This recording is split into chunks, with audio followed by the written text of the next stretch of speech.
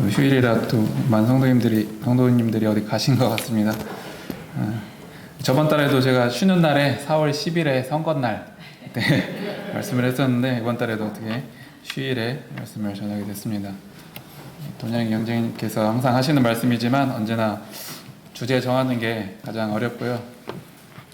이제 예전보다 앞에 서는 게 긴장은 좀 덜 되지만 그래도 하나님의 말씀을 잘 전달해야 한다는 것에 부담감이 커서 말씀 마치고 나면 또 큰 숙제를 하나 끝낸 것 같은 그런 후련함이 또 많이 듭니다. 올해도 또 스승의 날인데요. 학생회를 맡아서 하고 있는데 올해는 이 매일 성경, 청소년 매일 성경, 또 어린이 매일 성경도 있고 이제 이거 큐티 교재로 분반 공부를 하고 있습니다. 예전에도 했다가 다시 이제 다른 교재로 했다가 이제 올해 이 청매로 하게 됐는데 학생들이 이제 매일 큐티하는 습관을 갖게 하는 것이 중요하다고 생각해서 큐티 교재로 또 다시 하게 됐습니다. 그래서 저도 이제 이 교재로 큐티를 매일 하고 있는데 저녁에는 또 시간이 좀 하기가 그래서 이제 아침에 요새 학교를 좀 일찍 가요. 1등으로 가서 한 7시 반에 도착하는데 가서 좀 이렇게 여유 있게 큐티도 하고 일찍 가니까 훨씬 이제 수업 준비도 하고 좋은 것 같아서 계속 지금 좀 일찍 학교 가고 있습니다. 그래서 이제 그 큐티 하는 중에 이제 4월 한 말쯤에 수요 말씀을 하라고 이제 하셔서 그 4월에 해당되는 본문 말씀이 신명기 말씀이었습니다. 그래서 오늘은 신명기 28장과 30절을 묵상하면서 깨달은 내용으로 바탕으로 교제하기를 원합니다. 오늘 주제한 말씀 구절은 신명기 30장 6절이고요. 이 구절에 나오는 마음의 할례를 제목으로 정해봤습니다. 신명기 28장 29절은 계속해서 어떤 내용이 나오냐면요. 이스라엘 백성들이 하나님을 잘 섬기고 말씀을 잘 따랐을 때, 청종했을 때 그런 받는 복들과 그렇지 않고 하나님의 명령과 규례를 지키지 않고 불순종, 불복종했을 때 주어지는 그런 저주, 그리고 29장은 그런 언약들 또 그런 저주에 대해서 반복적으로 언급합니다. 특별히 28장은 굉장히 긴 장인데요. 1절부터 68절까지가 전부 다 그런 축복과 저주에 대한 내용으로 되어 있습니다. 여기서 퀴즈입니다. 28장은 이렇게 전체가 축복과 저주에 대한 내용인데요. 1절부터 몇 절까지가 축복에 대한 내용일까요? 자, 1절부터 몇 절까지가 이제 축복에 대한 내용이고 그 이유는 다 저주에 대한 내용입니다. 네? 네, 손 들고 해야 합니다. 네, 14절 정답입니다. 네. 네. 돈양이 형제님께 CU 쿠폰 편의점 쿠폰 보내드리겠습니다. 네. 네, 준비한 겁니다 원래. 네. 그래서 맞습니다. 14절까지 말씀에 복종하면 받을 개인의 축복 또는 공동체의 축복 쭉 나오고요. 15절부터 마지막 68절까지는 말씀에 불순종하면 받을 그런 저주들에 대해서 자세히 언급되어 있습니다. 하나님은 떠났을 때 이스라엘 백성들이 겪을 비참한 삶의 내용이 쭉 나와서 사실 다 읽기에는 너무 시간이 걸려서 쭉 한번 훑어보시면 좋겠고요. 뭐 내용을 살짝 말하면 흉작이 되어서 뭐 먹을 것이 거의 없게 되고 또 이제 이스라엘한테 다른 나라가 쳐들어와서 이스라엘 백성을 막 포위해서 백성들이 이제 극심한 이제 굶주림에 처할 것이라는 내용.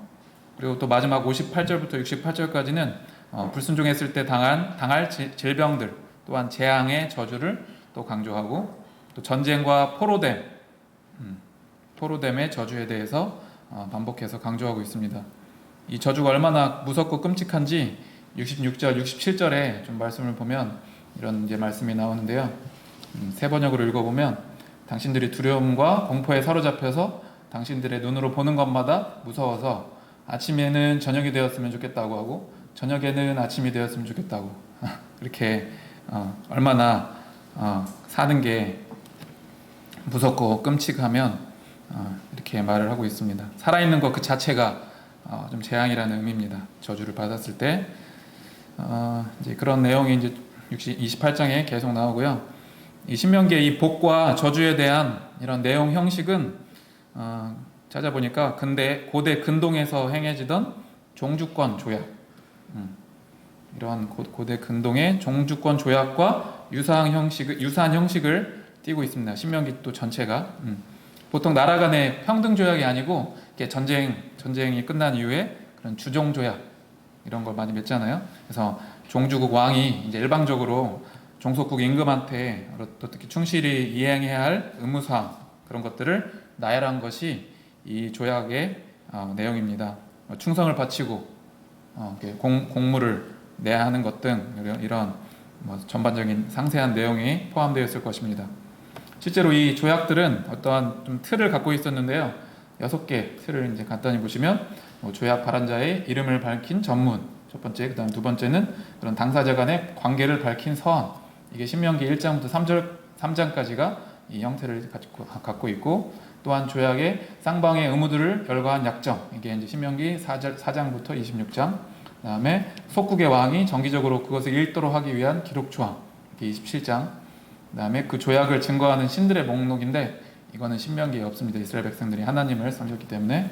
그다음에 이제 마지막 6번째가 저주와 축복들, 이게 이제 28장부터 30장. 그래서 이 조약의 내용과 거의 유사하고, 이 마지막 6번째 저주와 축복에 대한 내용을 보면 증인으로 선정된 신들, 아까 이건 생략한다고 했는데, 조약이 잘 지켜질 수 있도록 그것을 충실히 지키지 않는 종속국의 임금에게는 저주를 내리고 충실히 지키는 임금에게는 복을 내릴 것이다. 이런 내용이 6번째에 들어있다고 합니다.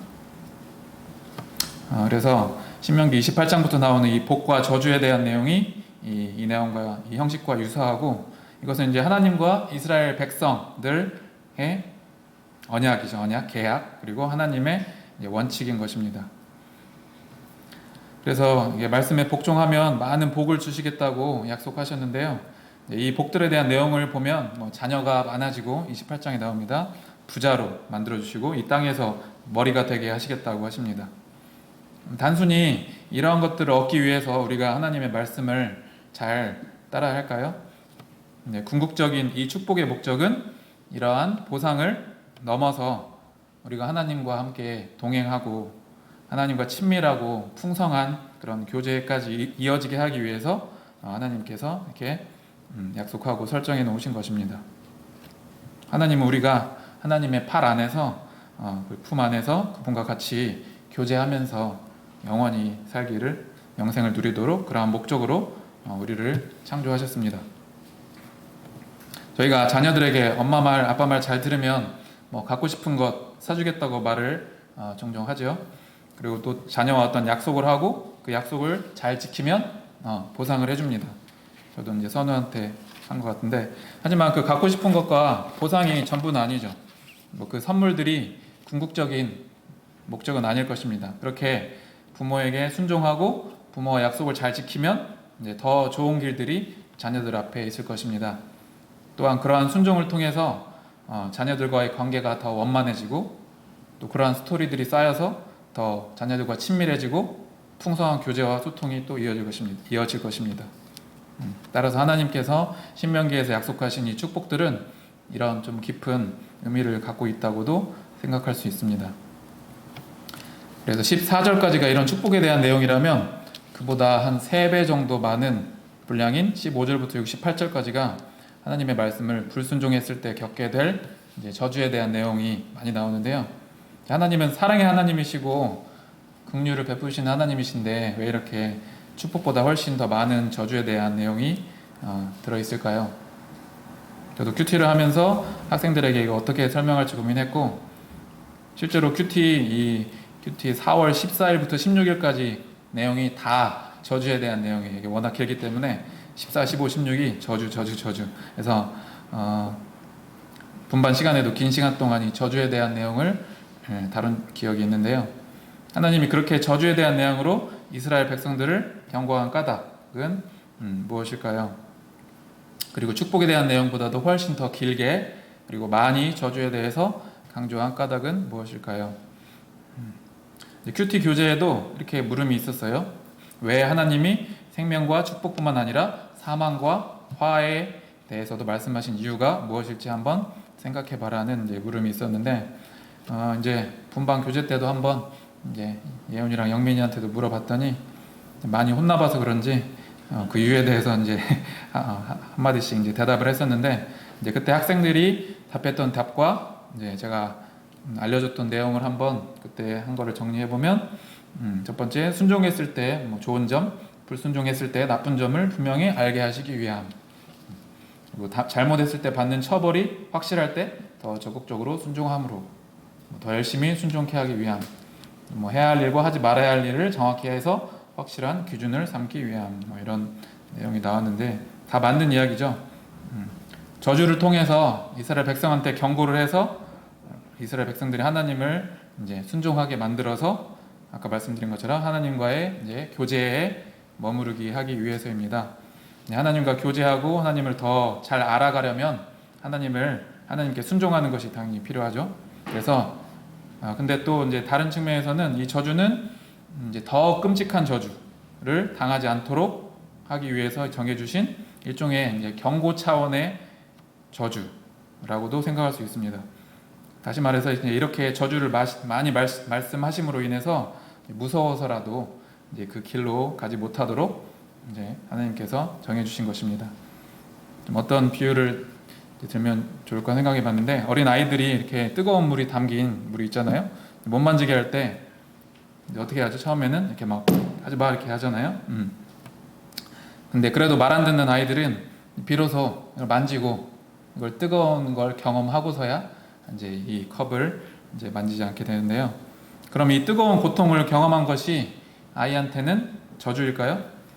아니죠. 이제 다치지 않을 정도의 순간의 고통은 오히려 약이 되어서 이제 물을 쏟아서 이제 화상을 입는 것을 방지한 좋은 일이 되는 거죠. 이와 마찬가지로 이제 하나님이 말씀하신 이 저주들은 궁극적인 그런 저주까지 가지 않도록 하시는 이제 유사한 저주이고, 다른 말로는 이제 우리를 사랑하셔서 설정하신 일종의 이제 방편인 것입니다. 하나님은 우리를 사랑하셔서 진짜 저주에 가기까지 가게 하시는 것을 이제 원하시지 않습니다. 그래서 정리하면 저주의 내용이 많은 것은 우리를 향한 하나님의 사랑의 마음 때문이다. 사실 이제 벌을 많이 주는 뭐 정없는 하나님이라고 생각할 수 있는데, 이제 그걸 탓하기보다 우리가 말 안 듣는 우리의 고집을 안타깝게 여기시는 하나님을 생각하는 게 더 맞는 것 같고, 그래서 이러한 저주들은 진짜 저주를 주기 위한 목적이 아니라 우리를 돌이키게 하시기 위한 그런 하나님의 사랑의 마음이라고 볼 수 있습니다. 이제 뭐 진짜 본문인 신명기 30장으로 넘어가겠습니다. 신명기 30장은 같이 1절부터 11절까지 교독해서 읽도록 하겠습니다. 구약 310쪽 신명기 30장 1절부터 11절까지입니다. 내가 내게 진술한 모든 복과 저주가 내게 임함으로 내가 내 하나님 여호와로부터 쫓겨간 모든 나라 가운데서 이 일이 마음에서 기억이 나거든. 너의 자손이 내 하나님 여호와께로 돌아와 내가 오늘 내게 명령한 것을 온전히 따라 마음을 다하고 뜻을 다하여 여호와의 말씀을 청정하며 내 하나님 여호와께서 마음을 돌이키시고 너를 긍휼히 여기사 포로에서 돌아오게 하시되 내 하나님 여호와께서 흩으신 그 모든 백성 중에서 너를 모으시리니 내 쫓겨난 자들이 하늘나라에 있을지라도 내 하나님 여호와께서 거기서 너를 모으실 것이며 거기서부터 너를 이끄실 것이다. 내 하나님 여호와께서 너를 내 조상들이 차지한 땅으로 돌아오게 하사 내게 다시 그것을 차지하게 하실 것이며 여호와께서 또 내게 선을 행하사 너를 내 조상들보다 더 번성하게 하실 것이며 내 하나님 여호와께서 내 마음과 내 자손의 마음에 할례를 베푸사 너로 마음을 다하며 뜻을 다하여 네 하나님 여호와를 사랑하게 하사 너로 생명을 얻게 하실 것이며 내 하나님 여호와께서 네 적군과 너를 미워하고 핍박하던 자에게 이 모든 저주를 내리게 하시리니 너는 돌아와 다시 여호와의 말씀을 청종하고 내가 오늘 내게 명령한 그 모든 명령을 행할 것이다. 내가 내 하나님 여호와의 말씀을 청종하여 이 율법책에 기록된 그의 명령과 규례를 지키고 내 마음을 다하며 뜻을 다하여 여호와 내 하나님께 돌아오면 내 하나님 여호와께서 내 손으로 하는 모든 일과 내 몸의 소생과 내 가축의 새끼와 내 토지 소산을 많게 하시고 내게 복을 주시되 곧 여호와께서 내 조상들을 기뻐하신 것과 같이 너를 다시 기뻐하사 내게 복을 주시리라. 내가 오늘 내게 명령한 이 명령은 내게 어려운 것도 아니요 너무 아니라. 네, 감사합니다. 30장은 앞에서 언급한 이런 복과 저주에 대한 이제 언약의 이제 결론을 말하고 있는 장입니다. 1절 보시면 쫓겨간 모든 나라 가운데서 아직 다가오지도 않았지만 이스라엘의 실패를 전제하고 말씀을 하고 계십니다.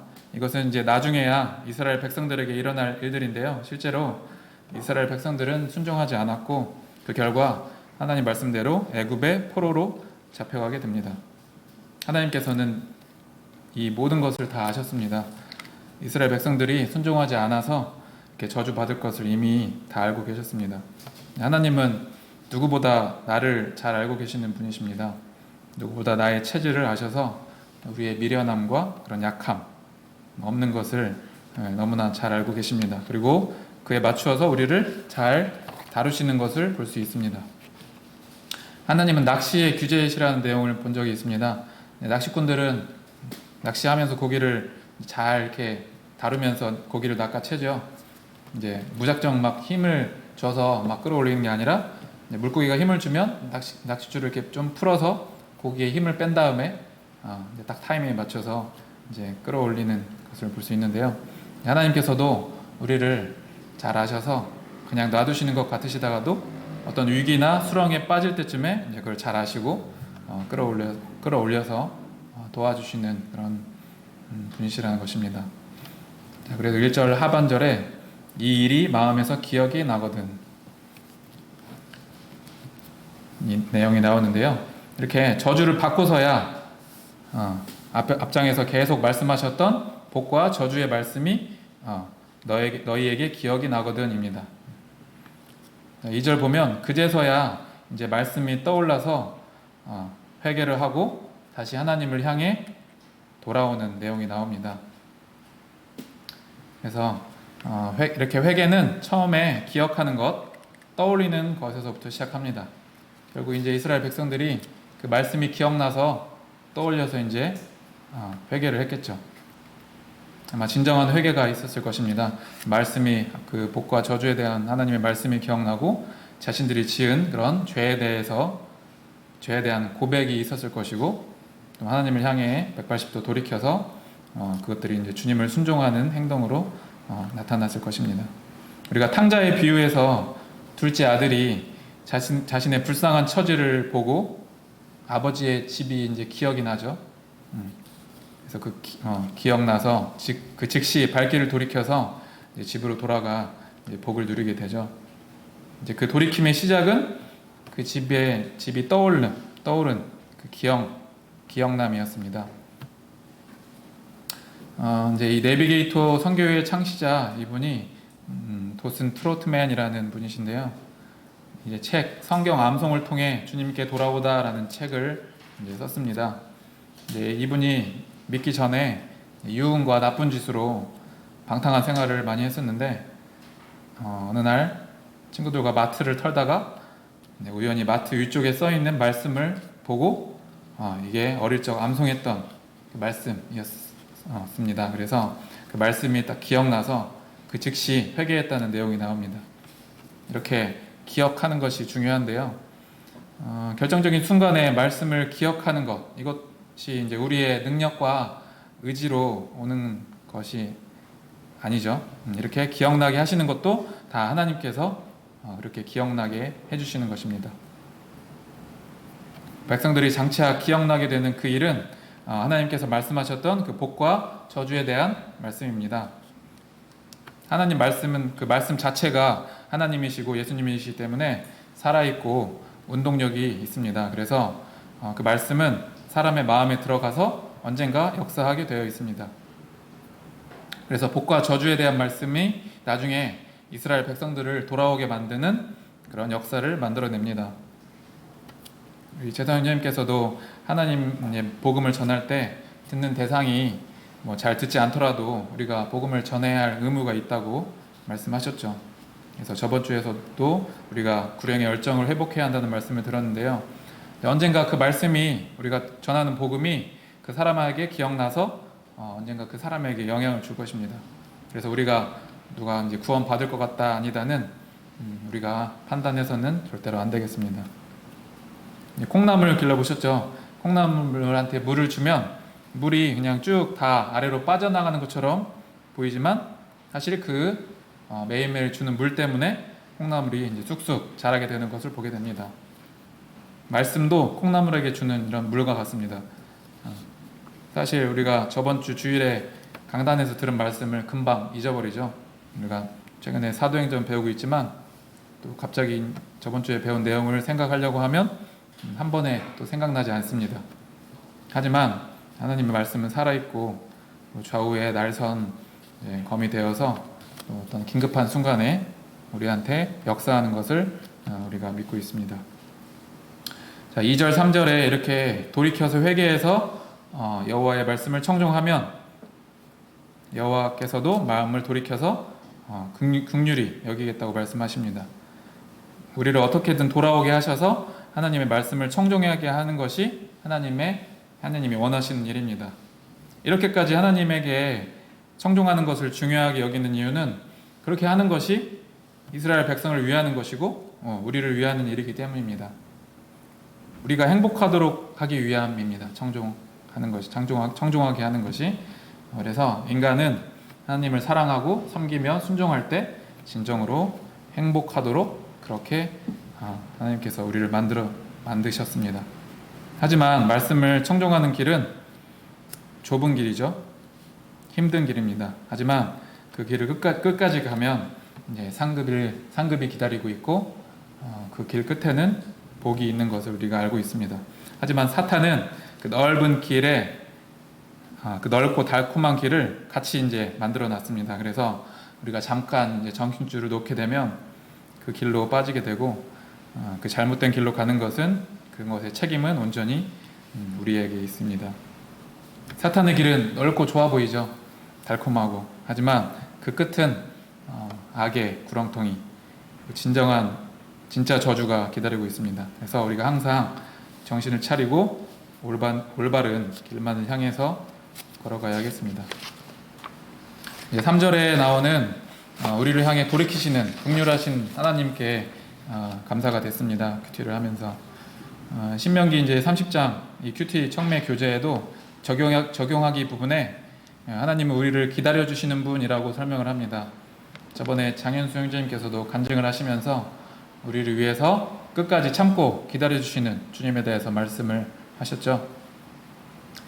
저도 참 성질이 급해서 선우가 조금만 답답하게 해도 잘 기다려주지 못하고 소리를 지르는 그런 모습을 보게 됩니다. 퇴근하고 이제 집에 들어가면서 오늘은 좀 많이 참고 소리도 안 지르고 이렇게 다정한 아빠가 돼야지 하면서 이제 신발을 벗고 들어가는데 잘 안 지켜질 때가 많은 것을 볼 수 있습니다. 하지만 주님께서는 우리를 안 기다려 주셔도 되는데도 우리가 어디가 그렇게 이쁘고 사랑스러운지 우리가 실패했어도 우리를 기다리셨다가 우리가 하나님께로 다시 돌이키면 하나님께서도 그런 저희를 받아주시고 긍휼을 베푸시는 하나님이십니다. 이런 기다리심과 긍휼 덕분에 우리가 구원을 받았죠. 그래서 사랑은 참 위대한 것 같습니다. 잠시 무너졌어도 이렇게 회복시킬 수 있는 힘이 이 사랑이라고 생각합니다. 교회도 마찬가지입니다. 잠시 교회가 어려움이 있을지라도 사랑이 넘치면 금방 회복되고 사랑이 이렇게 넘쳐야 구도자들도 많이 이제 교회로 오게 될 것입니다.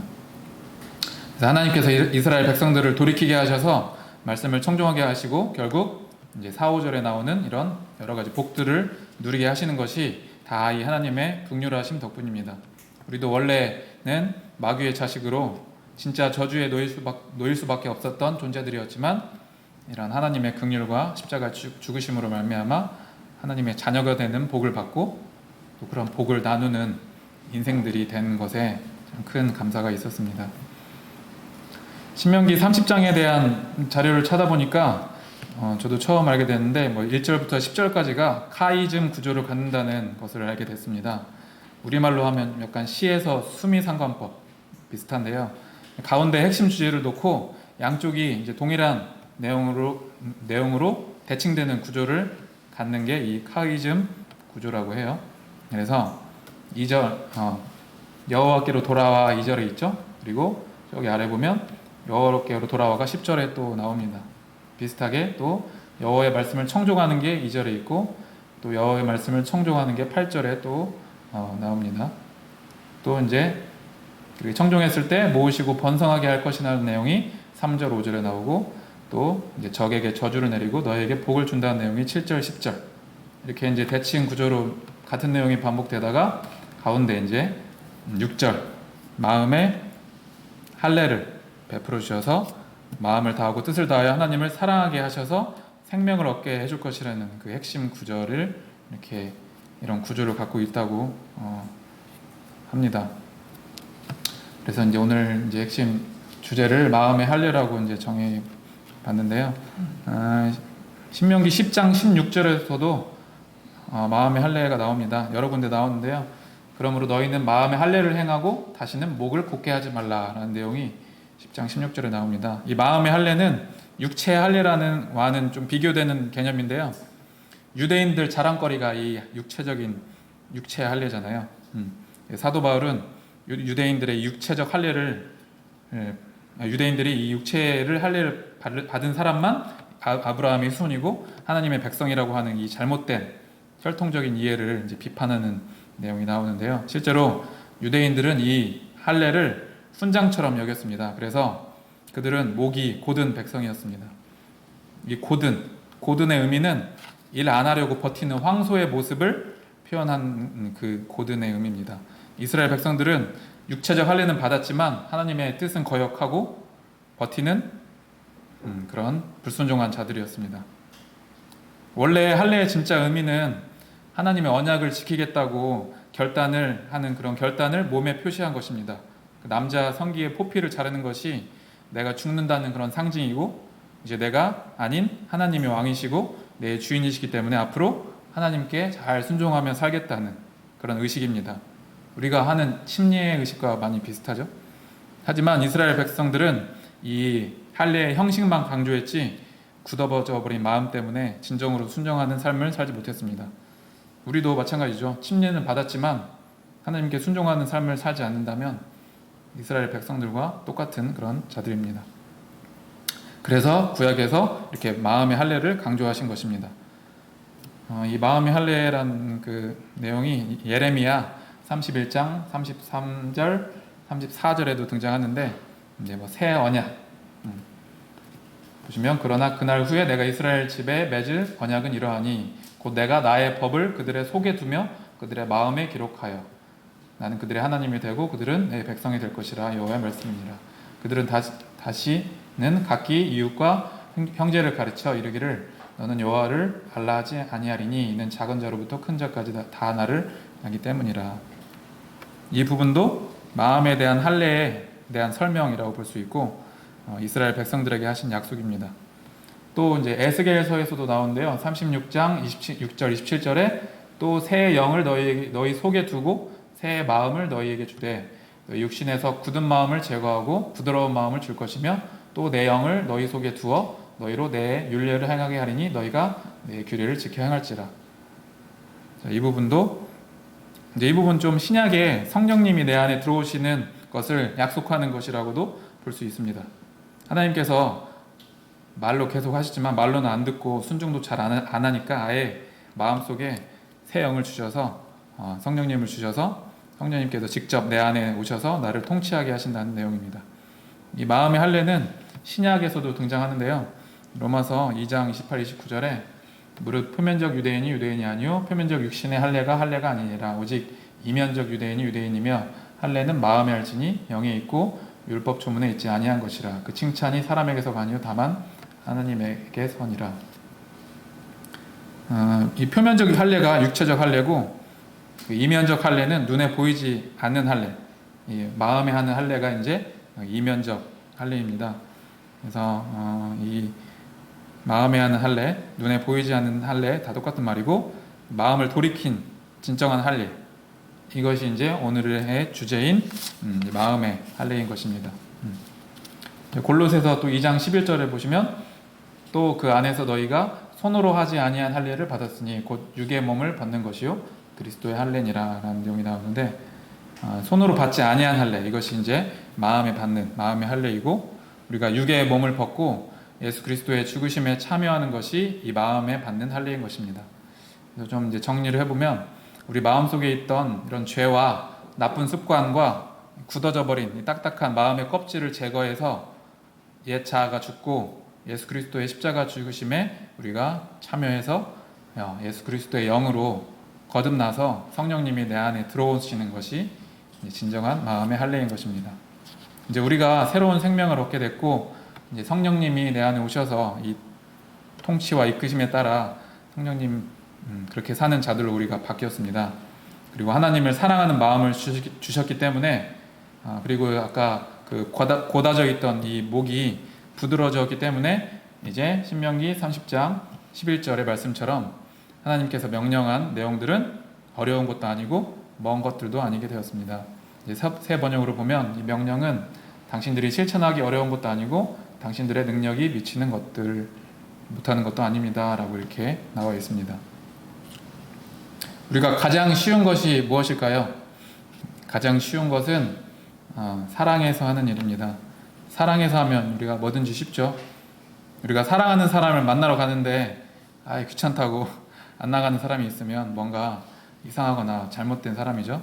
이제 우리는 마음의 할례를 받았기 때문에 하나님을 사랑하는 마음으로 억지로가 아니라 기쁘고 즐겁게 하나님을 순종하면서 살 수 있게 됐습니다.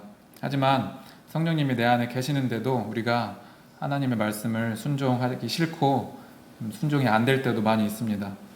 그럴 때는 우리가 이 세상에 아까 사탄이 만들어 놓은 길로 빠져 있지 않은가 점검해 볼 필요가 있으며, 성령님이 내 안에 계시지만 역사하지 않으시고 나 때문에 근심하고 계신 건 아닌지 우리가 확인해 볼 필요가 있습니다.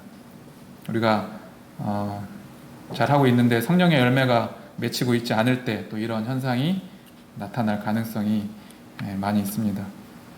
그래서 우리가 마음의 할례를 받았기 때문에 우리가 항상 성령 충만함을 받기를 소망하고 기도하여서 이런 마음의 할례를 받은 사람답게 살아가는 자들이 되어야겠습니다. 구약 이스라엘 백성들은 성령님이 아직 마음 안에 오시기 전에 살았기 때문에 마음에 말씀에 순종하지 못하고 항상 실패했던 것을 성경을 통해 보게 됩니다. 하지만 언젠가 이스라엘 백성들도 이런 굳은 마음이 풀어져서 하나님과 예수님을 사랑한 마음이 생길 것입니다. 하나님께서 약속하셨기 때문에. 하지만 우리는 믿음으로 성령님을 받았기 때문에 하나님의 말씀을 순종하면서 지키고 살 수 있는 것입니다.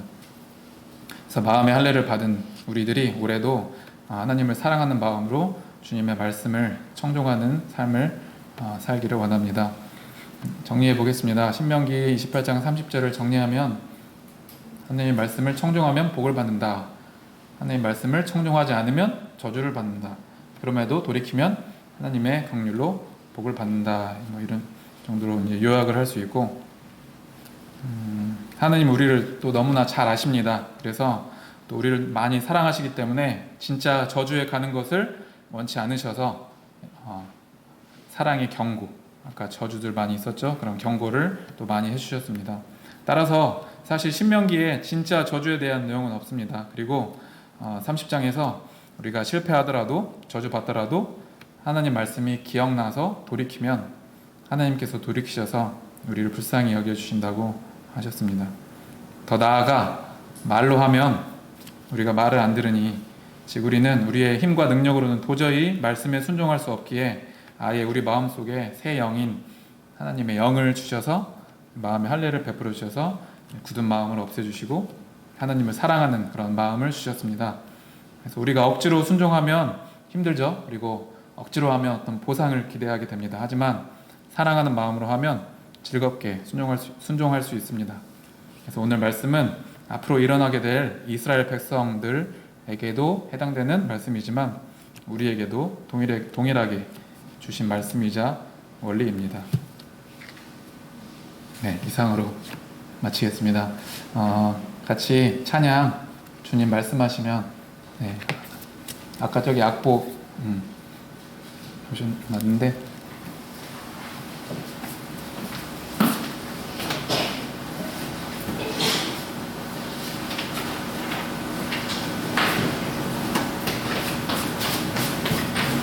목사님 아까 여기 악보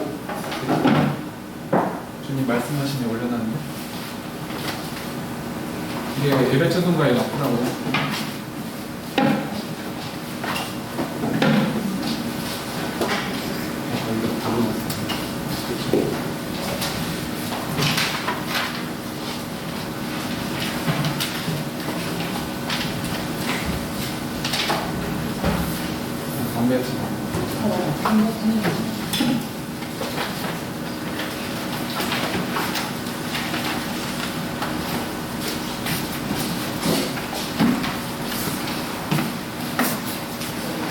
네, 예배 찬송가에 넣고 예전 경배와 찬양이 있어서 주님 말씀하시면 같이 부르시겠습니다.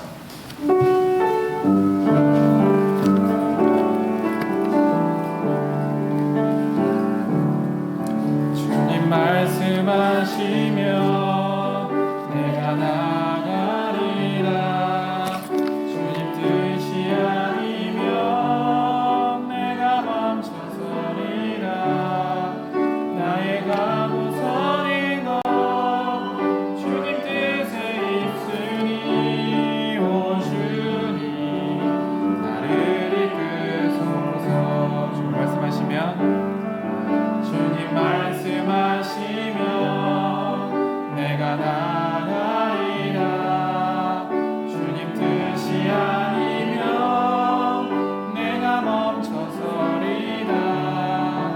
나의 가고 서는 것 주님 뜻에 있으니 오 주님 나를 이끄소서. 뜻하신 그곳에 나 있기 원합니다. 이끄시는 대로 순종하며 살리니 연약한 내 영혼 통하여 일하소서. 주님 나라 왕의 뜻을 위하여 뜻하신 그곳에 나 있기 원합니다. 이끄시는 대로 순종하며 살리니 연약한 내 영혼 통하여 일하소서. 주님 나라 왕의 뜻을 위하여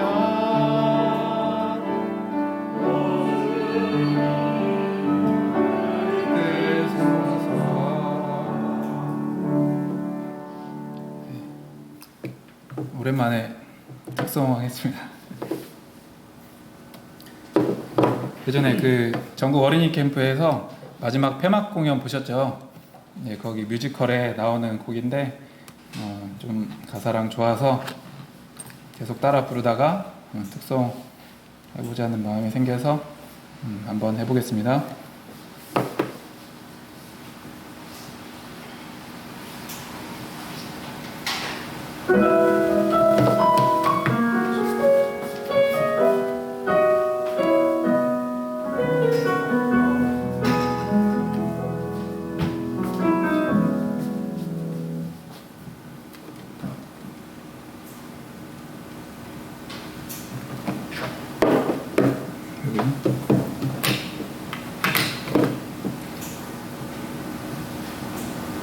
네.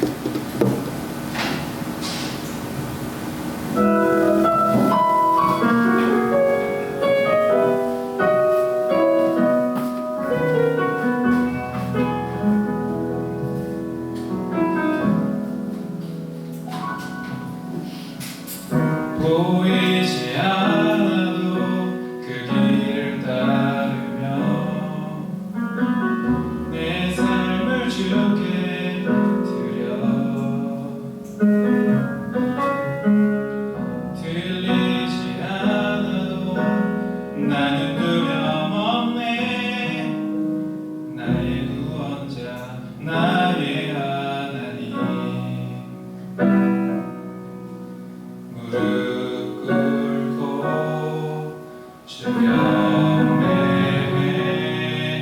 나의 생명이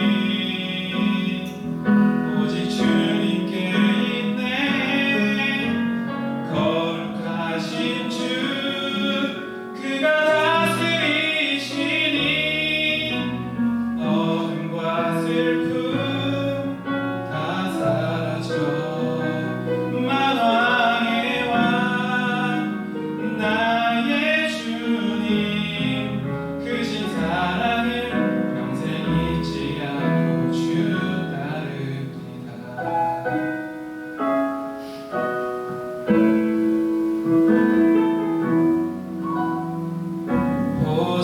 보잘것없는 날 돌보아주시고 삶의 이유를 주셔 부족함 없도록 내 삶을 채우신 나의 구원자 나의 하나님 무릎 꿇고 주변에 나의 생명이 오직 주님께 있네. 거룩하신 주 그가 다스리시니 어둠과 슬픔 다 사라져 만왕의 왕 나의 주님 크신 사랑을 평생 잊지 않고 주 따릅니다.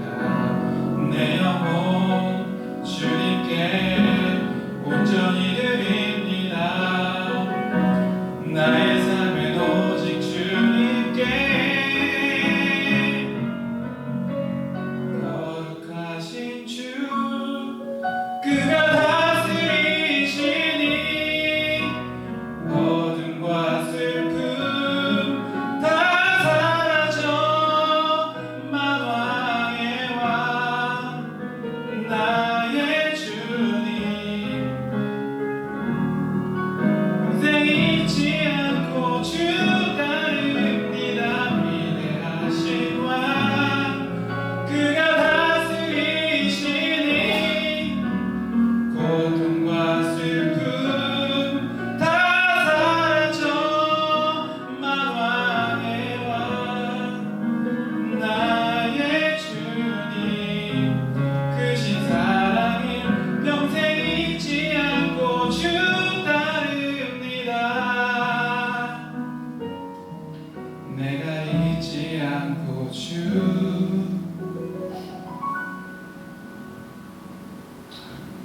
따릅니다.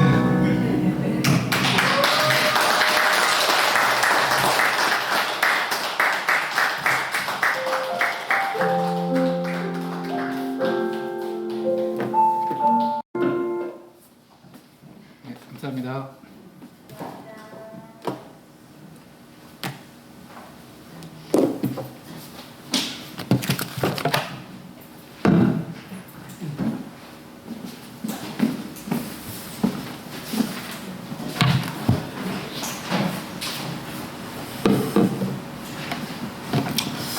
전국 어린이 캠프에서 했다고 그러는데 저도 기억이 안 나죠. 그곳에 참석을 했는데도 전혀 이렇게 그 가사 내용 자체가 기억이 안 나네요. 지난번에 주교사 강습회